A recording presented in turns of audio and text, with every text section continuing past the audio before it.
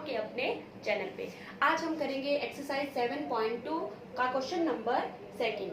Question number second आपके पास है सत्य और असत्य। इसका फर्स्ट पार्ट है किसी भी विषम संख्या का घन सम संख्या हो सकता है। आपको बताना है ये सत्य है या असत्य। विषम संख्या कौन सी संख्याएं होती है जो 2 के पहाड़े में नहीं आती है या 2 से विभाजित नहीं आती है। यहाँ पे हम एग्जांपल लेते हैं, जैसे विषम संख्या क्या है, एक का जब हम घन करेंगे तो आपके पास क्या आएगा, 1। जब हम 3 का घन करेंगे तो 3 इंटू 3 इंटू 3, 3 गुणा 3 गुणा 3 करेंगे तो आपके पास क्या आ जाएगा, 3 तिया 9, 9 तिये 27। ठीक है, तो यहाँ पर भी विषम संख्या का जब हमने घन किया तो आपके पास क्या आया, एक विषम संख्या आया। और यहाँ पे जब हमने दूसरी विषम संख्या ली तब भी हम इसका घन करते हैं तो भी आपके पास क्या आता है, विषम संख्या। जब भी हम विषम संख्या का घन करते हैं तो हमारे पास सम संख्या नहीं आती है, तो इसका मतलब ये क्या हुआ, असत्य। ठीक है, पहला आपके पास क्या हो गया, असत्य। सेकंड आपके पास है एक पूर्ण घन 2 शून्यों पे समाप्त नहीं होता। पूर्ण घन मतलब जब आप किसी जीरो वाले अंक का या संख्या का घन निकालते हैं, जीरो वाला जैसे कि 10 का जब हम घन करते हैं तब इसका घन करने पर हमारे पास क्या आ जाता है, 10 इंटू 10 इंटू 10। जब हम इन तीनों दसों को गुणा करते हैं तो आपके पास क्या आ जाता है, 1000। ठीक है, तो इसमें कितने जीरो हैं, 3 जीरो हैं। लेकिन ये हमें क्या कह रहा है कि एक पूर्ण घन 2 शून्यों पर समाप्त नहीं होता है। ठीक कह रहा है ये, क्यों, क्योंकि कोई भी पूर्ण घन है उसमें 2 जीरो नहीं, हमेशा क्या, कितनी जीरो मिलेंगी आपको, 3 जीरो मिलेंगी। तो इसका मतलब ये हमें क्या कह रहा है कि बिल्कुल ठीक बता रहे हैं हमें, एक पूर्ण घन कभी भी 2 शून्यों पर समाप्त नहीं होगा, क्योंकि वो कितने शून्यों पे समाप्त होगा, 3 शून्यों पे। तो ये क्या हो जाएगा आपके पास, सत्य। ठीक है, इसके बाद है आपके पास नेक्स्ट पार्ट है, तीसरा है आपके पास। इसके बाद तीसरे में क्या कहा गया है, देखो,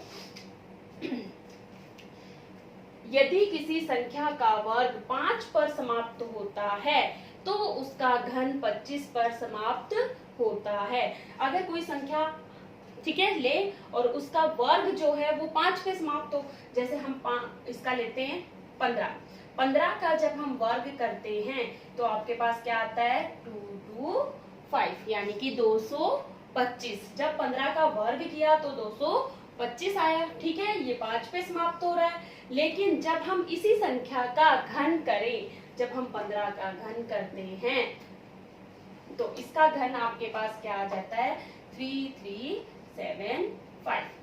ठीक है, 3375। लेकिन यहाँ पे तो लास्ट में क्या है, 75 है। लेकिन इसने हमें क्या कहा है कि यदि किसी संख्या का वर्ग 5 पे समाप्त होता है, वर्ग 5 पे समाप्त हो रहा है तो उसका घन 25 पर समाप्त होता है। लेकिन 25 पे समाप्त नहीं होता, किस पे होता है, 75 पे समाप्त होता है। तो ये हमारे पास क्या हो जाएगा, असत्य। ठीक है, इसके बाद है नेक्स्ट, ऐसा कोई पूर्ण घन नहीं है जो 8 पर समाप्त होता हो। आप खुद सोचिए कि ऐसा कोई पूर्ण घन है जो 8 पे समाप्त होता है, सोचने की जरूरत ही नहीं है। आप देखो छोटे से अंक को ही, 2 को देखो, 2 का जब आप घन करते हो तो 2 गुणा 2 गुणा 2 करते हैं हम। ठीक है, जब हम 2 को 3 बार इंटू करते हैं तो हमारे पास क्या आ जाता है, 8। ठीक है, तो ये क्या है, एक ही अंक था। ठीक है, हम 2 अंक भी लेके देखते हैं। जब हम 12 का करते हैं घन, ठीक है, तो 12 इंटू 12 इंटू 12 करते हैं तो हमारे पास क्या आता है, 1728, 1728। इसका मतलब ये जो हमें बोल रहा है वो क्या है, गलत है। कैसा, ऐसा कोई पूर्ण घन नहीं है जो 8 पर समाप्त होता है। लेकिन हमारे पास तो ऐसे बहुत सारे घन हैं जो 8 पे समाप्त होते हैं। तो ये आपके पास क्या हो जाएगा, असत्य। ये आपके पास क्या हो जाएगा, असत्य। ठीक है, नेक्स्ट आ जाओ, 2 अंकों की संख्या का घन 3 अंकों वाली संख्या भी हो सकता है। 2 अंकों की सबसे छोटी संख्या का घन करके देखिए, उसका भी 3 अंक वाली संख्या नहीं होता है। फॉर एग्जाम्पल करके देखो, 2 अंकों की सबसे छोटी संख्या कहाँ से स्टार्ट होती है? 10 सबसे छोटी संख्या है। इसका जब हम घन करते हैं तो 10 इंटू 10 इंटू 10 करेंगे तो हमारे पास क्या आ जाता है? 1000। इसमें अंक देखिए कितने हैं? 1 2 3 4। तो कितने अंक हैं इसमें? 4। जब हम किसी सबसे छोटी 2 अंकों वाली संख्या का घन करते हैं तो ही हमारे पास कितने अंक आ रहे हैं? 4 अंक आ रहे हैं। तो अगर हम बड़ी संख्या का करेंगे, इससे बड़ी संख्या का, तो 4 से ज्यादा अंक ही आएंगे, 4 से कम अंक तो नहीं आएंगे। इसका मतलब ये हमें क्या बोल रहा है? गलत बोल रहा है। 2 अंकों की संख्या का घन 3 अंकों वाली संख्या हो सकता है, कभी नहीं होगा। 3 से ज्यादा अंक ही मिलेंगे। तो यहाँ पे हम क्या लिखेंगे? असत्य। ठीक है। नेक्स्ट क्या है? 2 अंकों वाली संख्या के घन में 7 या 7 से अधिक अंक हो सकते हैं। अब ये क्या कह रहा है कि 2 अंकों वाली कोई संख्या है, ठीक है, उसमें घन करने पर घन संख्या के अंदर जो अंक आएंगे वो 7 या 7 से ज्यादा होंगे, कभी नहीं होंगे। क्यों? क्योंकि देखो आपके पास 2 अंकों की बड़ी से बड़ी संख्या क्या है? 99। 99 का जब हम घन करेंगे, क्या करेंगे? 99 इंटू 99 इंटू 99, तो वो आपके पास आता है 97029। ठीक है। इसका घन आपके पास क्या आता है? बड़ी से बड़ी संख्या आपके पास 2 अंकों की बड़ी से बड़ी संख्या कौन सी होती है? 99 होती है। क्यों?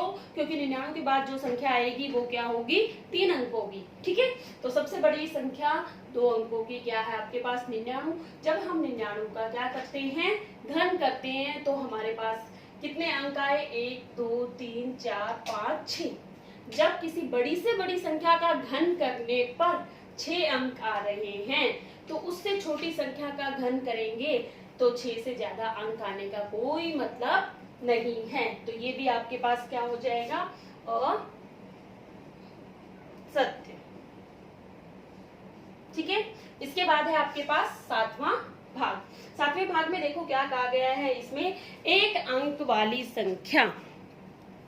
क्या कहा गया है इसमें? 1 अंक वाली संख्या का घन 1 अंक वाली संख्या हो सकता है। सबसे पहले क्या आता है आपके पास? 1 का जब हम घन करते हैं 1 इंटू 1 इंटू 1, तो भी हमारे पास क्या आता है? 1 ही आता है। तो क्या रहेगा? ये आपके पास सत्य।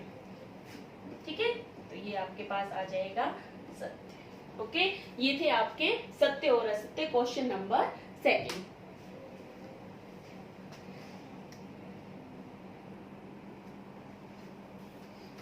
अगला क्वेश्चन है आपके पास क्वेश्चन नंबर 3। आपको यह बताया जाता है कि 1331 एक पूर्ण घन है। क्या बिना गुणनखंड किए आप इसका अनुमान लगा सकते हैं कि इसका घनमूल क्या है? ठीक है। आपको बगैर गुणनखंड करे बगैर आपको एलसीएम मेथड जो आप करते हो, लघुत्तम समापवर्तक, वो नहीं करना है। उसको किए बिना आपको इसका घनमूल बताना है। और जब आप इसका घनमूल बता देंगे तो आपको ये 3 और क्वेश्चन करने। ठीक है। तो इस क्वेश्चन के लिए सबसे पहले आपको 1 से 10 तक की संख्याओं के घन याद होने चाहिए। वो मैं आपको यहाँ पे लिख के बताती हूँ। ठीक है। आपको याद होनी चाहिए। 1 का घन 1, 2 का घन 8, 3 का 27, 4 का 64, 5 का 125, 6 का 216, 7 का 343, 8 का 512, 9 का 729 और 10 का घन आपके पास है 1000। ठीक है, आपको भी ये याद होने चाहिए। जब आपको ये याद होंगे तो ये जो आप क्वेश्चन करोगे अनुमान लगाने वाला, ये लघुत्तम वाले मेथड से भी, लघुत्तम वाला जो आप तरीका अपनाते हो उससे भी इजी हो जाएगा, बहुत आसान हो जाएगा। इसमें हमें याद क्या रखना है, सिर्फ इकाई के अंक को याद रखना है। ठीक है, सभी के इकाई के अंकों को याद रखना है। इसमें इकाई के अंक याद ना रख के हमें क्या याद रखना है, 0 याद रखना है। ठीक है, अब आपको ये देखना है क्या कि जब हम 1 का घन करते हैं तब हमारे पास इकाई का अंक 1 आता है, 2 का घन करते हैं तो 8, 3 का करते हैं तो 7, 4 का करते हैं तो 4, 3 का घन करते हैं तो 7, 4 का करते हैं तो 4, ऐसे आपको ये सारे याद होने चाहिए। ठीक है, अब हमारे पास 1331, इसमें हम सबसे पहले क्या देखेंगे, इसके 2 समूह बनाएंगे हम। ठीक है, एक समूह आपके पास बना इकाई के अंक से, 3 अंकों का एक समूह, और फिर आगे जितने भी अंक बचते हैं उनका हम अलग से समूह बना देंगे। ये आपके पास क्या है, पहला समूह, और ये क्या है, दूसरा समूह। ठीक है, तो हम यहाँ पे लिखेंगे पहले समूह 331 में इकाई अंक क्या है, 1। ठीक है, जो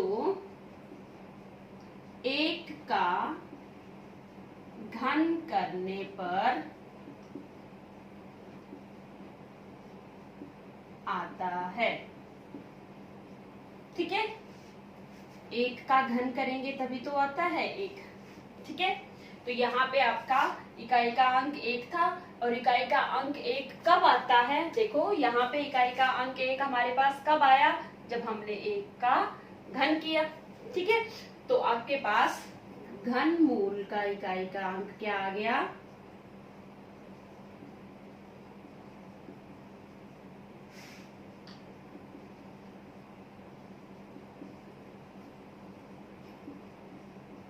घनमूल का भी इकाई का अंक क्या होगा, 1 होगा। ठीक है, अब आपके पास आता है समूह दूसरा। इस समूह में आपके पास क्या है, 1। ठीक है, इस समूह में आपके पास क्या है, 1। 1 आपके पास कब आएगा, 1 का घन और 2 के घन के बीच में ही आता है। ठीक है, जो क्या आता है, 1 के घन और 2 के घन के बीच में आता है। 1 का घन भी 1 ही होता है। ठीक है, तो इन दोनों में छोटी संख्या कौन सी है, छोटी संख्या 1 और 2 में, 1 और 2 में छोटी संख्या 1 है, इसलिए घनमूल का दहाई अंक भी 1 होगा। ठीक है, अब इकाई का अंक भी 1 है और दहाई का अंक भी 1 है, तो संख्या क्या हो जाएगी आपके पास, संख्या क्या हो जाएगी, घनमूल संख्या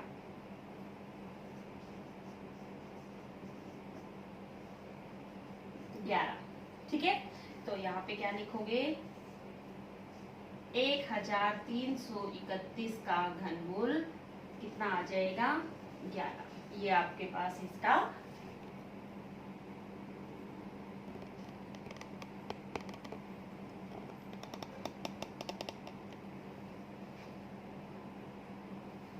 इसका अगला है 4913। देखो पिछला पार्ट थोड़ा सा लेंथी हो गया, इसको मैं शॉर्ट मेथड से कराती हूँ आपको। ठीक है, जैसे हम सबसे पहले देखेंगे लास्ट के 3 अंक। लास्ट के 3 अंक में इकाई अंक क्या है,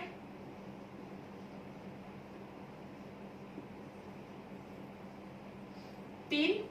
ये 3 कब आता है, किसको 3 बार गुणा करने पर ये 3 आता है? 7 को। यहाँ पे देखिए इकाई अंक 3 कब आता है? 7 को 3 बार गुणा करने पे। तो क्या लिखेंगे? 7 इंटू 7 इंटू 7 जब गुणा करते हैं तो 343 आता है। ठीक है, इकाई अंक इसमें क्या है? 3। ठीक है, तो हम यहाँ पे सीधा क्या लिख सकते हैं? इकाई अंक 3 7 को 3 बार गुणा करने पर आया है या आता है। इकाई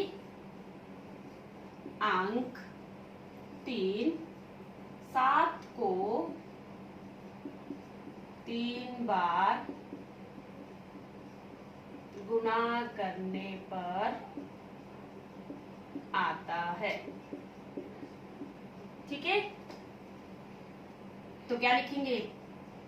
घनमूल का इकाई अंक 7 को 3 बार गुणा किया है ना, तो क्या हो जाएगा? 7। जिसको हम 3 बार गुणा कर रहे हैं घनमूल का इकाई अंक वही होगा। फिर हम इन तीनों को छुपा देंगे। अब आपको क्या करना है? इन तीनों को छुपा देना है। आगे आपके पास दूसरा समूह क्या है? 4। ठीक है, इन तीनों को आपने छुपा दिया, ये तीनों छुप गए। अब इनको तो आप इस्तेमाल कर चुके। अब बचा क्या आपके पास? 4। तो यहाँ पे क्या लिखेंगे? 4 1 और 2 के घन, 1 और 2 के घन के बीच स्थित है। ठीक है, 4 जो होता है वो 1 और 2 के घन के बीच में आता है। मैं आपको एग्जांपल देके बताती हूँ। देखो, 1 का घन क्या होता है? 1 और 2 का घन क्या होता है? 8। ठीक है, इन दोनों के बीच में आता है 4। ठीक है, अब 4 इसके ज्यादा नजदीक है या इसके ज्यादा नजदीक है? किसके ज्यादा नजदीक है? 1 के। ठीक है, तो हम क्या लिखेंगे? 1 और 2 में 1 छोटा है। यहाँ 1 और 2 में 1 छोटा है, इसलिए दहाई अंक बराबर 1। ठीक है, अब इकाई का अंक 7 है, दहाई का अंक 1 है। ठीक है, घनमूल लिखे। घनमूल क्या हो जाएगा? इकाई का अंक क्या था आपके पास? 7। दहाई का अंक क्या है? 1। तो घनमूल क्या हो जाएगा? 17। ये आंसर हो जाएगा। ओके,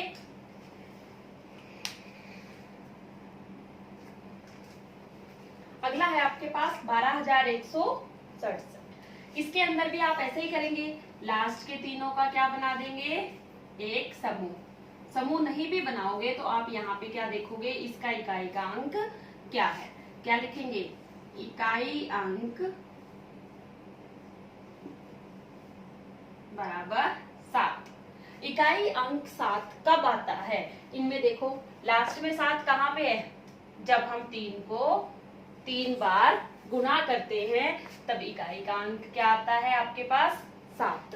तो क्या लिखेंगे? इकाई अंक 7 जो 3 को 3 बार गुणा करने पर आता है। अब किसको 3 बार गुणा किया आपने? 3 को 3 बार गुणा किया है, इसलिए घनमूल का इकाई अंक बराबर 3। किस अंक को 3 बार गुणा किया है? 3 को। तो घनमूल का इकाई अंक क्या आ जाएगा? 3। ठीक है, अब आपने क्या किया था? इन तीनों को छुपा दिया था और आगे क्या बचा है? 12। 12 को देखना है कि 12 किन के बीच में आता है। यहाँ पे आप देखो 12 किस किस के बीच में आता है? 8 और 27 के बीच में आता है। 12 8 और 27 के बीच में आता है, तो किसके ज्यादा पास है? 8 के या 27 के? 8 के ज्यादा पास है, तो छोटा अंक क्या लेंगे हम? 2। तो क्या लिखेंगे 12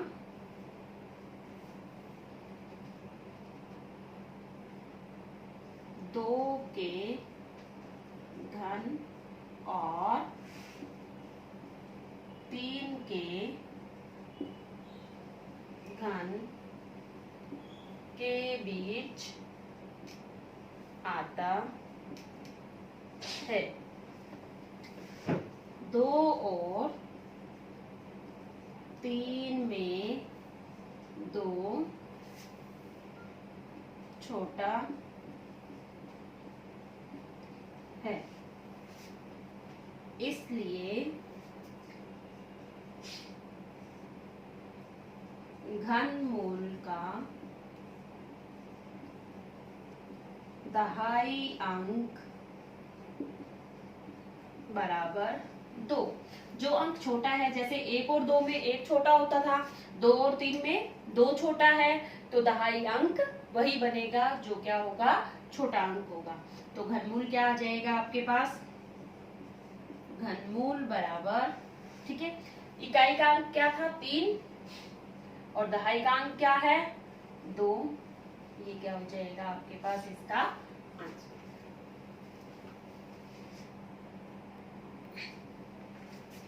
अगला है आपके पास चौथा भाग है इसका 32,768 का। आपको क्या करना है, घनमूल निकालना है। बिल्कुल अभी तक जो 2 क्वेश्चन किए हैं उनके जैसे ही करेंगे। लास्ट क्या, इकाई का अंक देखेंगे। इकाई का अंक क्या है आपके पास 8, ठीक है। क्या लिखेंगे, इकाई अंक कितना है आपके पास 8, ठीक है। फिर हम यहाँ पे देखेंगे कि 8 हम किसको 3 बार गुना करें तब आता है, 2 को 3 बार गुना करने पे आता है। तो क्या लिखेंगे 8 इकाई अंक 8 जो 2 को 3 बार गुना करने पर आता है। 2 को हम 3 बार गुना करेंगे तो इकाई अंक 8 आएगा। तो यहाँ पे घनमूल का इकाई अंक क्या बन जाएगा,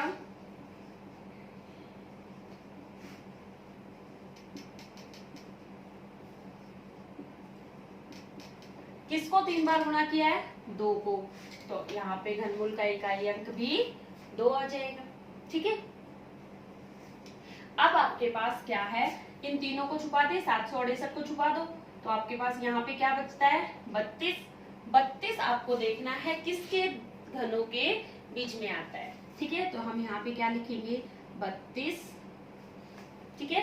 32 किसके बीच में आएगा, यहाँ पे 27 और 64 के बीच में आता है, ठीक है। तो हम क्या लिखेंगे 27 3 का घन है और 64 4 का घन है। तो हम क्या लिखेंगे 32 3 और 4 के घन के बीच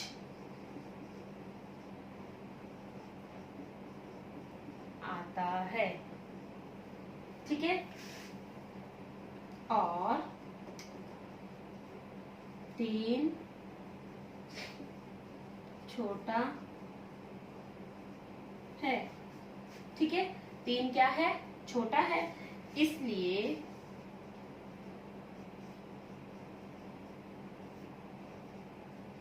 दहाई अंक घनमूल का